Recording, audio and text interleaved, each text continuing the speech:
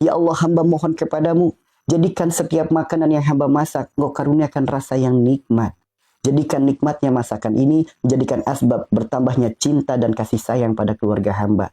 Bertambahnya ketaatan keluarga hamba kepadamu, ya Allah. Jadikan asbab jalan kesehatan segala penyakit-penyakit. Udah doakan. Nah, maka setiap makanan yang dimakan, rasa nikmatnya bisa jadi candu. Suami di luar kota, ingat dengan istri, ingat dengan masakan istri. Anak jauh, ingat dengan ibunya. Kenapa? Ibunya senantiasa riadoh. Segala sesuatu didoakan terlebih dahulu. Bahkan mau nyapu rumah aja, doakan kebaikan. Ya Allah, hamba mohon kepadamu, ya Allah. Jadikan setiap debu yang hamba sapu, yang hamba bersihkan, jadikan asbab untuk kau bersihkan segala kotoran, segala penyakit-penyakit, segala masalah-masalah tidak baik yang ada pada keluarga hamba, ya Allah. Jadikan bersihnya rumah ini, menjadikan surga, sehingga nyaman untuk dihuni oleh kami. Jadikan nyaman untuk kami ibadah, menjadikan rukun damai rumah tangganya. Oh, doakan. Masya Allah, kalau setiap hari bisa seperti itu, insya Allah hidup dipenuhi dengan kebaikan, hidup dipenuhi dengan keberkahan. Betapa nikmatnya ketika orang menjadikan doa sebagai teman setia. Betapa nikmatnya setiap kesibukan kita jadikan ketaatan. Nikmat hidup itu. Nikmat hidupnya. Kesibukan jadikan ketaatan. Doa jadikan teman setia. Itu Masya Allah nikmat banget teman-teman. Bahkan orang yang sudah seperti ini, dia sudah tidak ada bedanya lagi kapan harus sedih, kapan harus bahagia, ada masalah, nggak ada masalah, bagi dia tidak ada bedanya. Kenapa? Sama-sama ingat dengan Allah. Lagi bahagia, ingat dengan Allah. Lagi sedih, ingat dengan Allah. Ada masalah, ingat dengan Allah. Nggak ada masalah pun ingat dengan Allah. Orang-orang seperti ini senantiasa Allah lapangkan dadanya. Bukan malah disempitkan. Jangan sampai hati kita terus-terusan sempit. Hati yang sempit akan banyak kerugian. Hati yang sempit akan membuat diri kita hidup seperti seakan-akan masalah terus datang silih berganti. Orang yang hatinya sempit, hidupnya akan dipenuhi dengan masalah. Nah, gambarannya gini teman-teman. Ketika kita di dalam rumah, ruangan yang paling sempit apa? Kamar mandi katakanlah.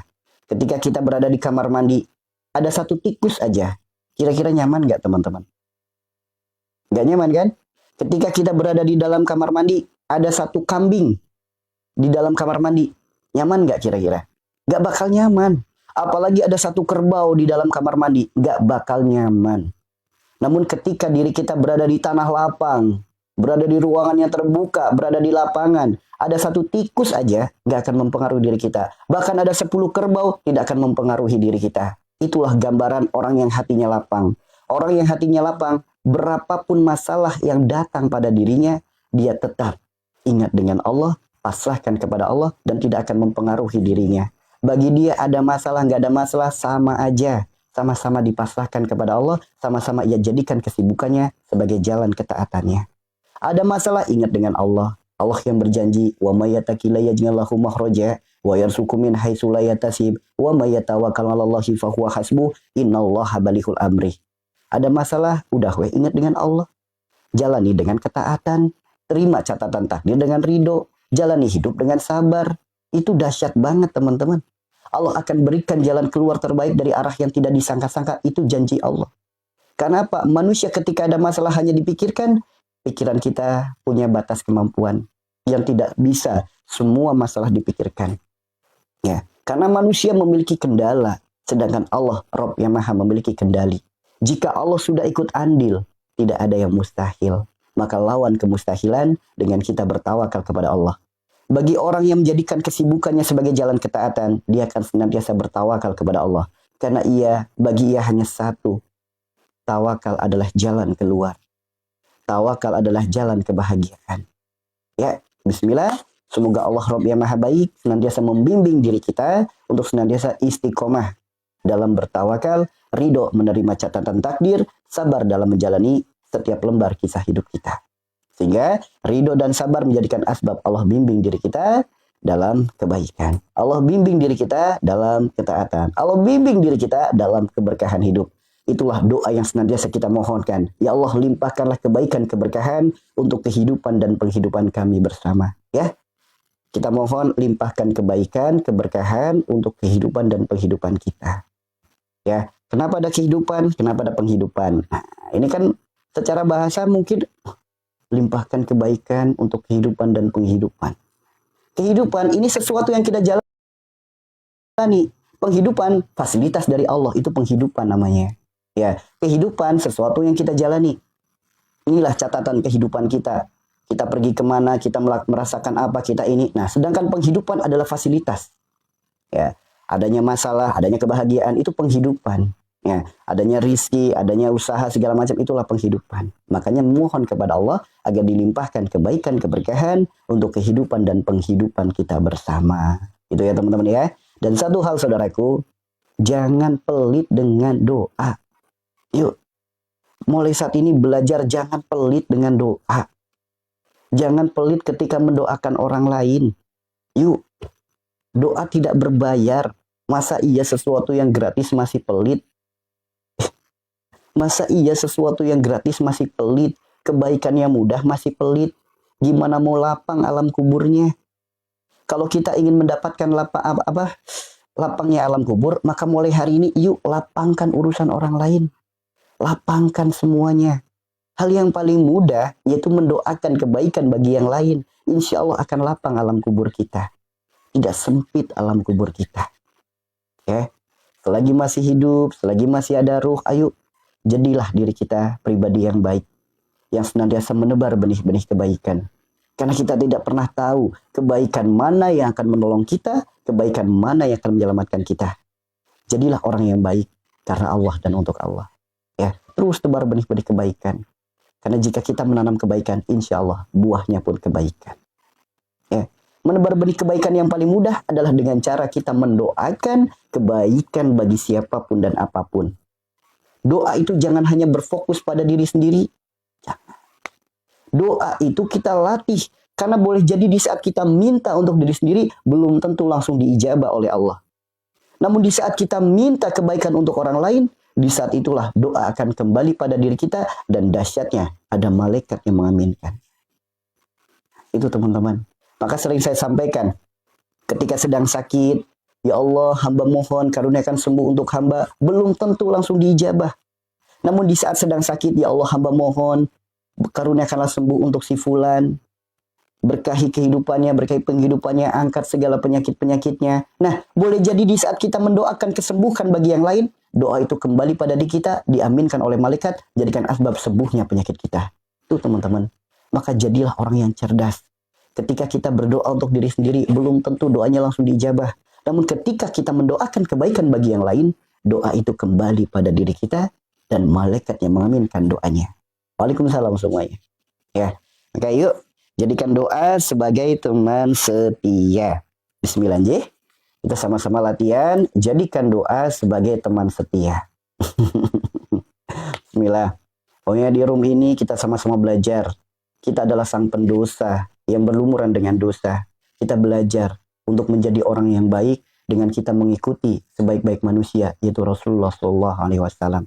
Kita ikuti orang-orang soleh, kita ikuti jejak-jejak mereka. Saat ini kita masih jauh dari kategori orang soleh. Namun yakinlah, jika kita mengikuti apa yang mereka ajarkan, apa yang mereka contohkan, insya Allah, kelak anak keturunan kita menjadi anak-anak yang soleh dan solehah. Bismillah ya teman-teman semua ya.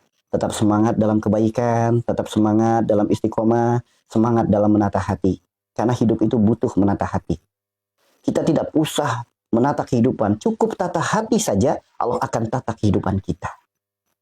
Ya, cukup tata hati kita saja, Allah akan tata kehidupan kita. Karena Rasulullah bersabda, jika segumpal daging baik, semuanya akan ikut baik. Jika segumpal daging buruk, yang lain pun akan ikut buruk. Inilah segumpal daging, hati. Barang siapa yang senantiasa menata hatinya, Allah akan tata kehidupannya. Yuk, mulai saat ini kita belajar untuk terus istiqomah dalam menata hati. Ya, untuk istiqomah dalam menata hati. Begitupun orang yang sedang sakit, pandai dalam menata hati saja, gerbang untuk sembuh segala penyakit-penyakitnya. Ya, ada masalah, tata hatinya, gerbang untuk sembuh dari gerbang kemudahan dari segala masalah dalam hidupnya. Jalan keluar terbaik dari segala masalah hidupnya. Fokus aja menata hati. Kenapa? Karena hati adalah satu-satunya alat komunikasi kita dengan Allah. Hati adalah satu-satunya perantara hubungan kita dengan Allah. Nah, makanya bagi ulama-ulama tasyawuf itu senantiasa yang diajarkan hanya kolbu, kolbu, kolbu. Berfokus pada kolbu, berfokus pada hati. Bahkan bikin syair pun pakai syairnya juga syair hati. Jagalah hati, jangan kau kotori. Jagalah hati, lentera hidup ini. Segala sesuatu orang-orang yang memahami, pasti yang dia akan fokuskan yaitu hati. Masya Allah, barakallah saudaraku. Ya, kayu senantiasa kita latih diri kita, jaga hati kita. Ya, orang-orang yang sedang sakit, fokus belajar menata hati saja. Insya Allah sembuh penyakitnya. Ada di sini yang lagi sakit? Ada di sini yang sedang sakit? Bismillah saya doakan, semoga lewat room ini menjadikan jalan kesembuhan. Allah bimbing langkah kakinya untuk menjemput sembuh yang sehat, sembuh yang berkah. Ya, ada yang sedang sakit. Masya Allah. Saudara-saudaraku, sakit adalah bentuk cinta dan kasih sayang Allah kepada diri kita. Sakit adalah bentuk cinta dan kasih sayang Allah kepada diri kita. Karena boleh jadi dosa kita yang terus bertambah, istighfar kita yang jarang. Boleh jadi kesalahan yang terus kita ulang, taubat kita yang gak pernah. Allah tegur diri kita sebagai bentuk cinta dan kasih sayang darinya lewat perantara sakit. Makanya ketika lagi diberikan cinta dan kasih sayang oleh Allah, orang kalau lagi dicinta oleh Allah, berarti harusnya bahagia atau harus sedih? Saya tanya, orang kalau lagi dicinta oleh Allah, harusnya bahagia atau sedih? Harusnya hidupnya bahagia atau harusnya hidupnya terpuruk? Orang yang sedang dicinta oleh Allah harusnya hidupnya bahagia. Namun kebanyakan orang ketika dititipi sakit, kebanyakan orang sedih, merasa putus asa, merasa galau, merasa jadi seakan-akan penyakit adalah masalah dan lain sebagainya. Padahal lagi dicinta sama Allah, harusnya bahagia. Nah, yang bahaya itu udah mah lagi dicinta sama Allah, dikasih kado sama Allah, dia malah berpihak ke lain hati. Ini bahaya. Contoh, ibu saking sayangnya kepada suami, karena suami terus-terusan melakukan kesalahan, ibu memberi hadiah. Dengan harapan lewat hadiah tersebut, suami ibu sadar. Kadonya bagus banget, isinya bagus. Padahal kado itu ibu persiapkan sepenuh hati sebagai bentuk cinta dan kasih sayang ibu kepada suami. Begitu kado itu diberikan ke suami, tiba-tiba suami marah. Kira-kira ibu kecewa nggak? Ketika ibu memberi kado, memberi hadiah kepada suami, tiba-tiba suami nuduh. Ini dari mana kadonya? Dari aku. Ini sebagai bentuk cinta dan kasih sayangku kepadamu. Bohong. Ini pasti dari yang lain. Kira-kira ibu kecewa nggak? Kira-kira ibu kecewa nggak? Ketika ibu memberi kado sebagai bentuk cinta dan sayang kepada suami, ternyata suami bukannya bahagia, suami malah manyun. Suami bukannya bahagia, dia malah menuduh. Ini bukan dari ibu datangnya. Pasti kecewa kan? Sama. Orang ketika orang ketika dititipi sakit oleh Allah, dia malah seakan-akan hidupnya akan rugi. Dia dipenuhi dengan kesedihan, bahkan marah dengan keadaannya. Sama. Allah pun akan kecewa. Apalagi udah tahu datangnya dari Allah, dia malah nuduh. Nih gara-gara dia nih saya jadi sakit. Nih gara-gara makan ini saya jadi sakit. Gimana sok? Kira-kira Allah kecewa enggak? Tuh teman-teman.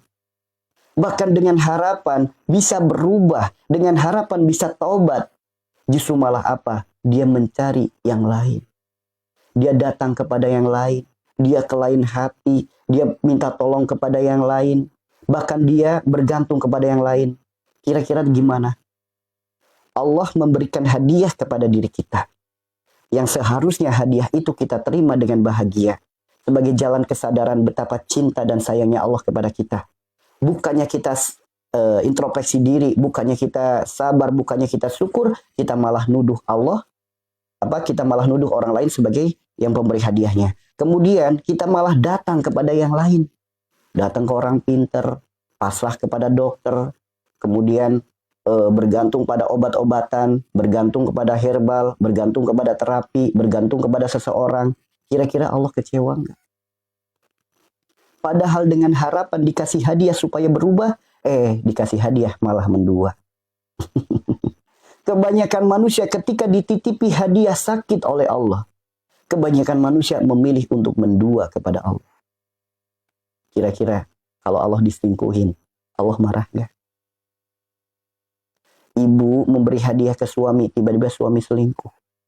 Dia lebih memilih yang lain ketimbang memilih ibu. Kira-kira perasaannya gimana? Tuh teman-teman. Makanya apapun penyakit kita, ayo terima dengan ridho dulu. Ridhoi dulu. Ridho dengan penyakit ini. Kemudian sabar menjalaninya. Bahkan orang yang ridho menerima penyakitnya, sabar dalam menjalaninya, dosanya digugurkan, doanya diijabah. Tuh teman-teman. Maka teman-teman mungkin pernah mendengar ulama-ulama besar ketika ada orang sakit, Tuhan, mohon doakan saya untuk sembuh. Kata ulama tersebut apa? Jangan. Justru saya minta doa dari orang yang sedang sakit. Karena doanya orang yang sedang sakit itu ijabah. Namun dengan catatan, ridho dengan penyakitnya, sabar dalam menjalaninya. Yuk, doa-doa orang yang sedang sakit itu ijabah. Maka ayo jangan sia-siakan momen ini. Tugas kita ridho menerima penyakit, sabar dalam menjalani. Setiap dosa Allah gugurkan, setiap doa Allah ijabah. Terus teman-teman, kurang cinta apa lagi Allah sama kita? Nah, Allah yang maha menyembuhkan. Allah yang maha memberi pertolongan. Allah yang maha memudahkan. Kenapa tidak mendekati Allah? Kenapa Allah yang gak didahulukan? Lebih mengutamakan cari obat, datang ke dokter, datang ke ustadz, datang ke kiai, datang ke tabib, datang ke herbal, datang ke terapi. Kenapa tidak mendekat dulu kepada Allah? Allah menitipkan kepada kita penyakit, Allah bukan sedang nyuruh kita cari obat. Allah menitipkan kepada kita penyakit, Allah berpesan nyuruh kita taubat. Karena tidak ada satu ayat pun dalam Al-Quran pesan daripada penyakit nyuruh kita cari obat. Tidak ada. Allah nyuruh kita atau Allah sedang kasih kuis, pertanyaan, apa obatnya? Enggak ada. Sehingga kita mencari obat kemana kemari. Wah, kesana kemari dicari obatnya. Ikhtiar kesana kemari dijabanin. Padahal sembuh ada pada diri sendiri. Kuncinya sembuh ada pada keridhaan Allah. Kenapa tidak mendekat kepada Allah dulu? Baru ikhtiar. Dikedepankan ikhtiar dulu.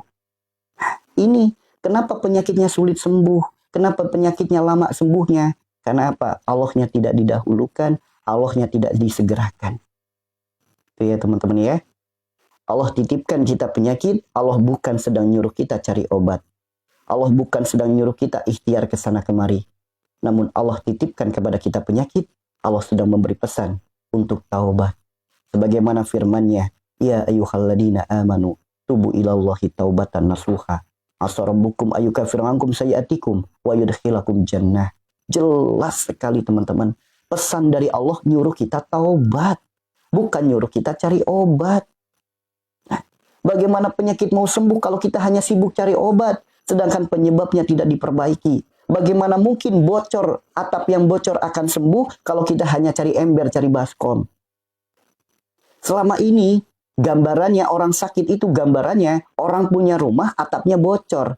Dia hanya sibuk cari ember, cari baskom untuk menghalangi bocornya, untuk mengatasi bocornya. Mau sampai kapanpun atap yang rusak, atap yang bocor, kalau hanya sibuk cari ember, cari baskom, bocornya tidak akan pernah sembuh. Tugas kita adalah apa? Perbaiki atapnya. Perbaiki atapnya. Baru bocornya akan sembuh. Bahkan tanpa ember, tanpa baskom. Begitupun penyakit pada diri kita. Kalau kita berfokus perbaiki penyebabnya, Allah meridhoi kita sembuh, maka ikhtiar apapun diberikan kemudahan. Bahkan satu butir nasi, jika Allah sudah meridhoi sembuh, sembuh penyakit kita. Seteguk air putih, jika Allah sudah meridhoi sembuh, sembuh penyakit kita. Manusia punya kendala, Allah punya kendali. Jika Allah sudah ikut andil, tidak ada yang mustahil. Itu yang harus kita tanamkan dalam hati kita. Oke? Itu yang harus kita tanamkan dalam hati kita. Kebanyakan kita kan kalau lagi sakit, fokus cari obat. Sob, nanti kalau kita bahas penyakit nih, pasti banyak pertanyaan. Sakit ini obatnya apa? Sakit ini obatnya apa? Sakit ini obatnya apa? Kenapa sih hanya sibuk cari obatnya? Kenapa hanya sibuk cari obatnya?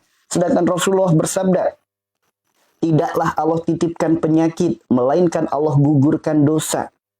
Berarti penyebabnya sakit adalah dosa. Gerbangnya dosa, sifat, perilaku, perbuatan kita.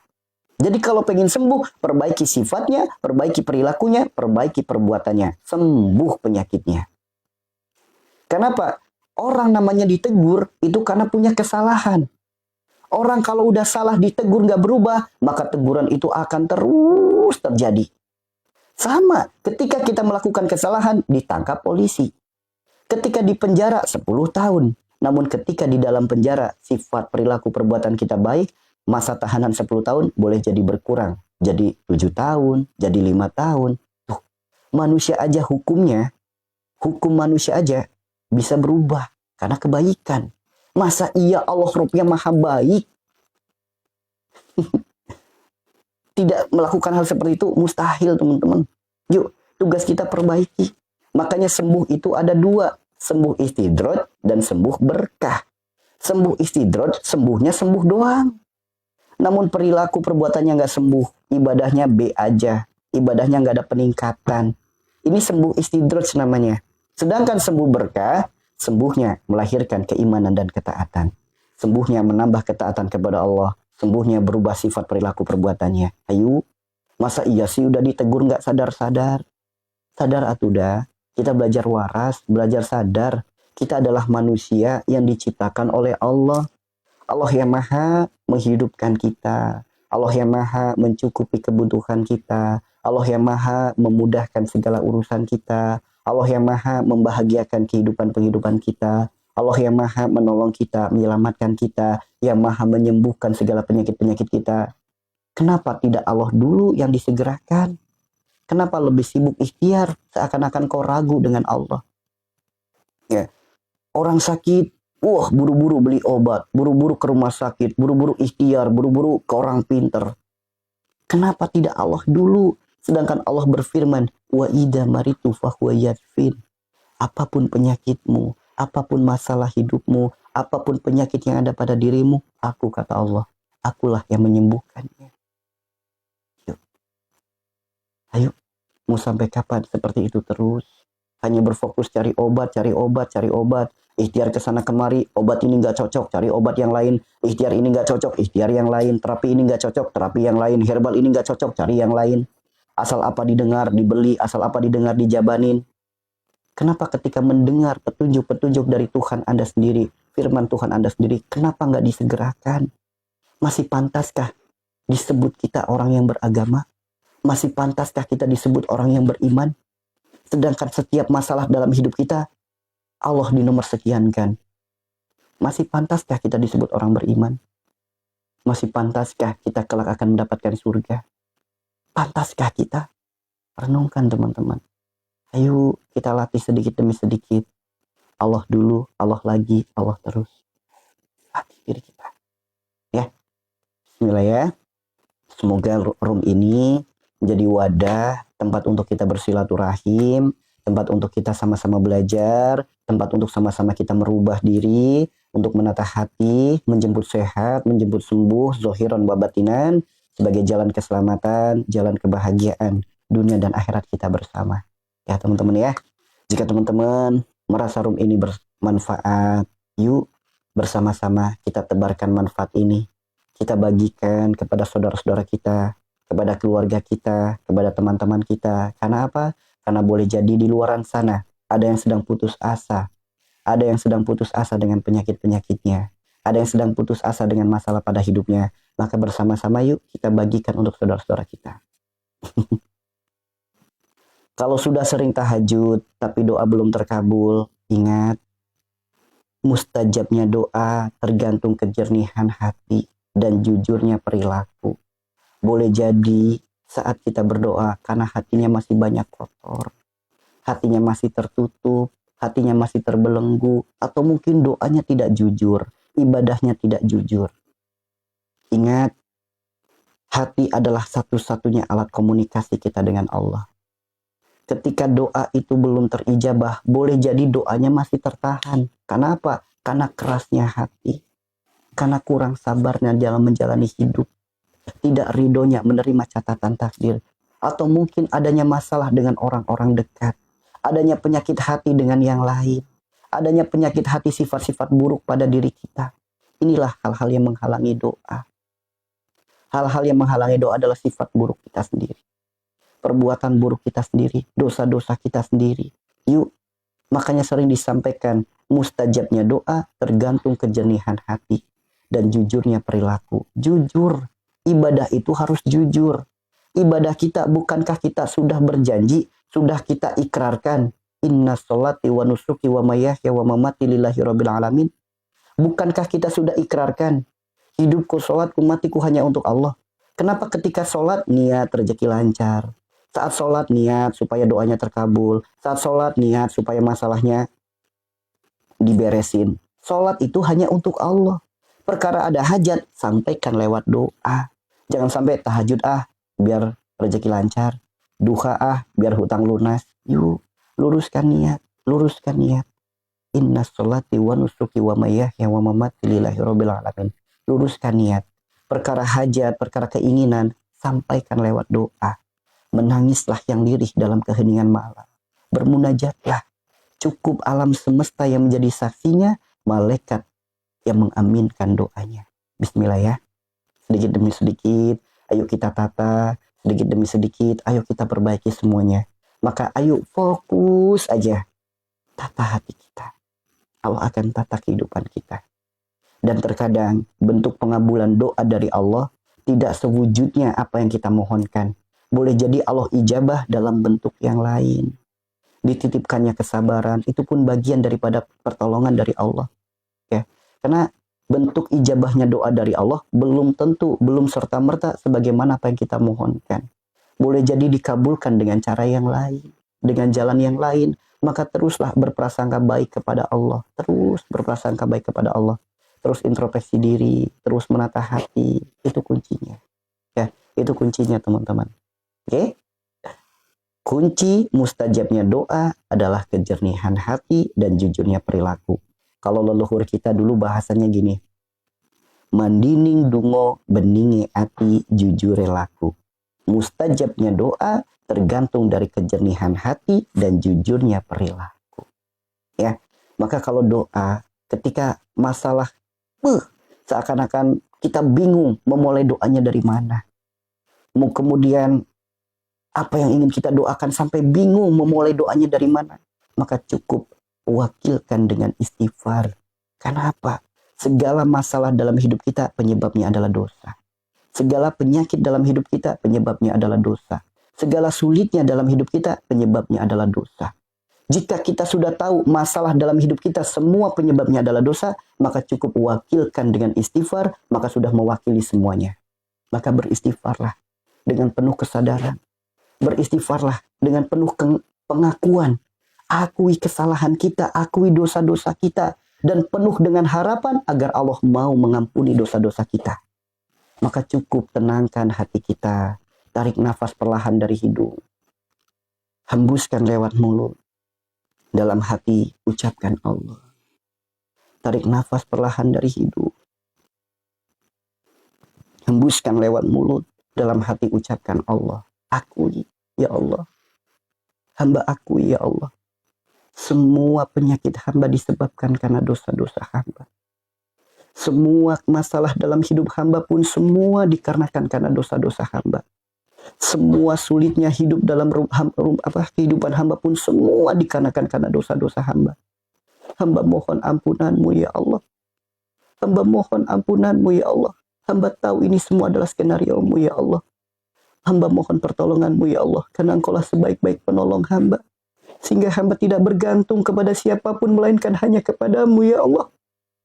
Hamba mohon ampunanmu ya Allah. Lalu perbanyaklah istighfar. Astaghfirullahaladzim. Astaghfirullahaladzim. Astaghfirullahaladzim. Astaghfirullahaladzim. Astaghfirullahaladzim. Astaghfirullahaladzim. Astaghfirullahaladzim. Innallaha ghafurur rahim. Ya Allah, di sisa hidup hamba ini, di sisa usia hamba ini, ya Allah, berilah hamba kesempatan untuk hamba bisa memperbaiki diri hamba, untuk hamba bisa memperbaiki kehidupan hamba, ya Allah. Ya Allah, berilah hamba kesempatan untuk hamba bisa merubah diri ini menjadi pribadi yang lebih baik, pribadi yang lebih taat, pribadi yang lebih sehat, pribadi yang lebih manfaat, pribadi yang lebih bahagia, ya Allah. Karena Engkaulah tujuan hidup hamba. Ridhomu adalah harapan hamba. Cintamu adalah dambaan hamba. La ilaha illallah. La ilaha illallah. La ilaha illallah. Muhammadur Rasulullah. Di saat kita bingung mau memulai doanya harus seperti apa, di saat kita bingung, kita sudah tidak punya kekuatan apapun dalam menghadapi hidup ini, ayo mendekatlah kepada Allah. Ala bidzikrillah tatmainul qulub. Hanya dengan mengingat Allah hati akan menjadi tenang. Dengan jalan ketaatan adalah jalan kebahagiaan. Ingat dengan Allah. Gak usah menuntut Allah kenapa doanya belum terkabulkan. Sadarkan diri kita.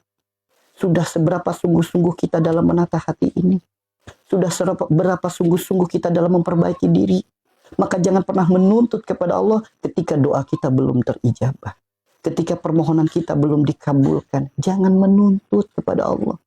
Karena pecinta sejatinya berkorban, bukan malah menuntut. Ayo. Terimalah dengan ridho, jalani dengan sabar. Terima apapun yang sedang Allah hadirkan. Ini adalah hidangan yang harus kita nikmati. Apapun itu bentuknya, ini adalah hidangan yang harus kita nikmati. Maka syukuri apa yang ada. Syukuri. Sesungguhnya Allah bersama dengan orang yang sabar. Allah menambah nikmat kepada orang yang bersyukur. Dan azab Allah sangat pedih kepada orang yang kufur. Yuk, sedikit demi sedikit kita latih, teman-teman. Ya.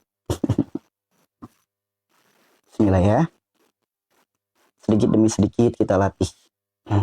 Apa ini? Dimatikan mic-nya ya, Miss ya. Dimatikan mic-nya.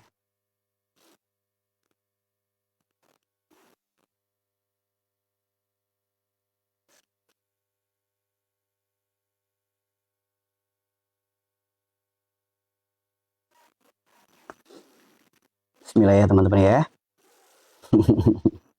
Bismillah.